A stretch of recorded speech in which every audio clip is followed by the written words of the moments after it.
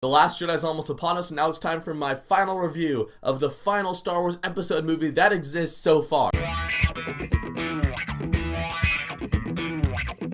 So Star Wars The Force Awakens came out 2 years ago, directed by J.J. Abrams, a nice needed change after the prequels. George Lucas sold the rights off to Disney, as all of you guys know by this point. And again, just like all the other Star Wars movies, what can I say about this movie that hasn't already been said? I remember the hype leading into The Force Awakens, obviously it was only 2 years ago, but just the hype leading into this movie was so fun. All the anticipation, the trailers, the new merch, the new characters, who is this Kylo Ren, who is Rey, who is Supreme Leader Snoke, and actually getting to wait in front of the theater for seats for this movie, because this was like a little under a year before my theater put in assigned seating. My friends and I had tickets for the first IMAX showing, the 7 p.m. Thursday night showing, so we all got to the theater at like noon. They had caution tape for a line queued up outside, so we plopped down our lawn chairs, we played some Star Wars Monopoly, we actually got in the newspaper, got interviewed by the newspaper after the movie as well. It was a lot of fun, and seeing the movie in theaters also just a lot of fun, a lot of cheering, a lot of crying. So when the movie came out, I loved it. I thought this movie was awesome. I was so excited. I think I saw this movie in theaters like 9 times. The 9th time was in like February, and it was really late at night, and I'm pretty sure I slept through a lot of it, but still, I paid for 9 tickets for this movie. And since then, I've kind of gotten lost in what the general consensus is on The Force Awakens. I thought everyone loved it, and now it seems like everybody hates it. I don't really know. But my 2 cents on the movie, I rewatched it recently, and the movie still holds up. The movie's awesome. I love The Force Awakens. Right from the opening crawl, you can tell there's something different about this movie. The opening crawl feels like it's more in line with the crawls from the original trilogy, unlike the prequels, where the original trilogy, it was like a period of civil war, rebels striking from a hidden base on Hoth, the Death Star 2 is being built. The prequel crawls, it was like taxation of trade routes, some planets want to leave the Senate. The Force Awakens crawl, the first sentence is just Luke Skywalker is missing. It immediately gets your attention. And from that opening raid on Jakku, just the way that it's directed, a lot of the shots are moving, you really get the feeling this is a brand new Star Wars. Now let's talk about the characters of this movie. When I first walked out of the movie, Finn was the standout for me. He's a stormtrooper who's unsure of himself, he defects from the First Order, he joins up with the rebellion, he's a deserter, a wanderer. I connected with his story a lot the first time watching this movie. When I watched the movie again, another big standout was Poe Dameron. I thought Poe Dameron was awesome. He's the young, daring pilot of the Resistance. In the opening crawl, it says he is General Leia's best pilot. Especially some of the scenes later in the movie, like the battle on Takodana and the battle on Starkiller Base when Poe was leading the charge. I liked getting to hear him call out the shots, leading the pilots into battle. That was a lot of fun. His charisma made those battle scenes really exciting for me. And of course, the hero of the movie, Rey. She's one of my favorite Star Wars characters. Is Rey Luke's daughter? Who knows? Do I need to know who Rey's parents are? Not really. Although, would I like to know who Rey's parents are? Yeah, sure. Do I think it's really that important? No. But when you're first introduced to her, she's just a blank canvas. You don't know much about her. What I really like is her introductory scene. There's really no dialogue, but you can get all this stuff even just from like sitting in her house, which is a crashed AT-AT walker. Yes, I call them AT-ATs, not AT-ATs. She fantasizes about the Civil War. She wants adventure. She wants to get off this planet of Jakku. So the main plot of this movie, even though you guys probably all already know, it's 30 years after Return of the Jedi. Luke Skywalker's disappeared. This little BB-8 droid has a piece of the map that leads to Luke Skywalker. He gets separated from his pilot Poe Dameron. So BB-8 meets up with Rey, who then meets up with Finn, and it's those three, and they have to get the map to Luke Skywalker back to the Resistance, all the while being pursued by the First Order and Kylo Ren. And I'll talk more about the similarities and stuff, and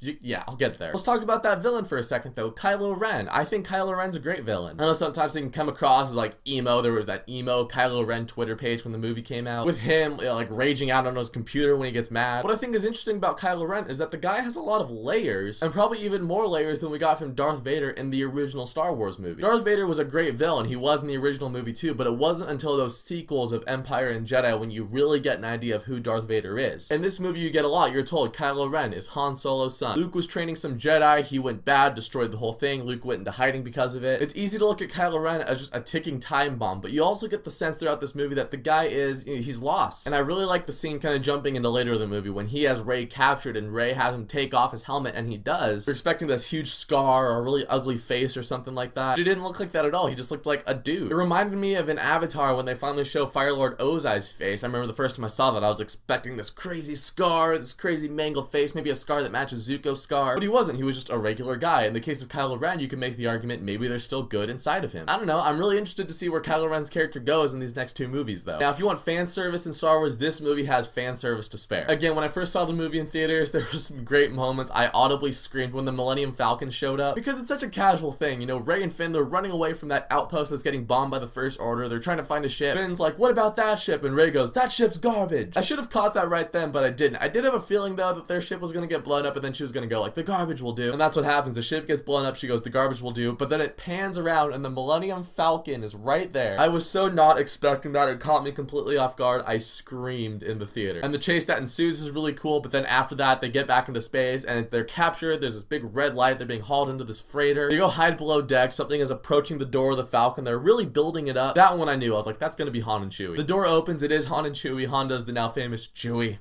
we're home. Again, just a great reveal. And I'm going back to so many of the characters in this movie, but again, Harrison Ford as Han Solo. He was great. I was a little nervous in this movie that Harrison Ford was just going to be collecting a paycheck. Harrison Ford hasn't really been the most optimistic person about Star Wars in the past, but in this movie, I really got the sense Harrison Ford is giving it his all. He cares about this character of Han, and it really feels like Han lived 30 years in this Star Wars galaxy. It doesn't feel like this is Han from Return of the Jedi. He is old. He has seen things. He had a kid, and that kid turned against his whole family, and that messed him up. One scene that gets criticized a lot in this movie is the Rathtar scene. Actually, first, before I even get to that, I gotta do the impression. And Solo, you owe 50,000 from Conja Club. Then you get into the Rathtar scene, the weird big squid tentacle CGI monsters. I don't know, I'm actually kind of lenient on that scene. Is it CGI? Yeah, obviously. Now for a movie that's built on practical effects, it's very easy for that CG to stand out. But I really felt like I was watching Han and Chewie just living their day-to-day adventures. Like, oh, we're in the mess again, Chewie. Or like some Saturday morning Flash Gordon Buck Rogers adventure serial, which Star Wars was based off of. I really just saw that scene as like them paying tribute to Star Wars past. And I had a lot of fun with it. Could you pluck the scene out and the movie would be no different? Yeah. I'm trying to mainly get highlights of this movie. There's just so much I want to talk about with this one, but the Maz Kanata Takodana stuff. Again, Maz Kanata is a character, clearly CGI, clearly stands out when everyone else in her pub is practical, but the more I watch it, the more I'm able to just kind of fall into her character. And speaking of that pub, I love the scenery in that pub. It's reminiscent of the Mos Eisley Cantina, although the bar feels a lot different. Some of the residents, you feel like, oh yeah, these are people that would appear in the cantina, but it's just a really cool display of the puppetry and the practical effects that went into making this movie. And because I don't think I've hit on it yet, yes, the effects in this movie are also really good. They put a big emphasis on practical effects with this movie, on puppets, and it really paid off. Aesthetically, it brought it a lot closer to the original trilogy. It really felt like it was a movie from the 70s or 80s that was being made today. I can't get enough of those puppets. I already briefly mentioned the battle on Takodana with Poe at the beginning. I think that stuff is really fun. Again, you have the traitor. Very briefly though, I do like Finn fighting with a lightsaber in that scene. I like when he just goes and rams that guy through the stomach. I like his inexperienced fighting style, and that comes back into play later in the movie. Yeah, I like watching this guy who's like, I know nothing about this, but it's what I got, it's what I'm gonna use. After the Battle of Takodana, we're introduced to General Leia in this movie, which now obviously carries a lot more weight since the passing of Carrie Fisher. But when Han and Leia meet in this movie, you really do get the sense like they haven't seen each other in a while. And these two characters have lived 30 years in this galaxy since the last time that we saw them. It doesn't feel like Carrie Fisher and Harrison Ford just showed up to set to shoot a couple scenes. No, it really feels like Han and Leia. Jumping ahead a little bit to all the stuff on Starkiller Base, I think a lot of that stuff is really cool, although it does have one of the biggest tragedies in the Star Wars universe, which is the death of Han Solo. Again, kind of caught me off guard with that one. I could sense something was happening when they were walking out onto the bridge. At first I was like, yeah, Han's gonna die, but then when Kylo Ren was like, I want to be free of this pain, I was like, maybe Han won't die. And then when they're both grasping the lightsaber and the music kind of cut out, I was like, honestly, I have no idea what's gonna happen. And when Kylo Ren actually did run Han Solo through, this was my exact reaction. No! Again, an audible scream throughout the theater. I'm pretty sure a lot of people screamed. I could only hear myself though. I was so sucked into that moment. Then going into that forest fight scene, again, Finn fighting with the lightsaber, I like because you could tell he is so out of practice and he ultimately gets his butt kicked by Kylo Ren. But then what follows is one of my favorite scenes, not just in The Force Awakens, it's one of my favorite scenes in Star Wars history. It's when Kylo Ren is down there, he's reaching for the lightsaber, he's using the Force trying to grab it. All of a sudden the lightsaber whips out of the snow, it zooms right past him and Rey catches it. The way the Force theme swells up, the way Rey looks at her lightsaber like, did I really just do that? And the way she clicks on, she's like, alright, it's business time. That whole fight with Kylo Ren, I love it. I think it's one of my favorite Star Wars lightsaber fights. For me, it goes the fight in Empire, the fight in Jedi, the fight in Force Awakens. And then the movie ends with Rey meeting up with Luke Skywalker. Finally, we get to see Luke Skywalker. That payoff, I do think, was worth it. I know there were some complaints that Luke Skywalker wasn't in the movie that much. You really didn't need him to be in the movie, though. You had Rey, you had Han Solo. So I love that cliffhanger with Luke. I really want to see where that leads into with Episode 8. I praised this movie a lot. Are there negatives? Yeah, this movie has negatives. Let's talk about the big one. The fact that it is so derivative negative from the original Star Wars. Here's how that works for me. If the rest of the movie is awesome,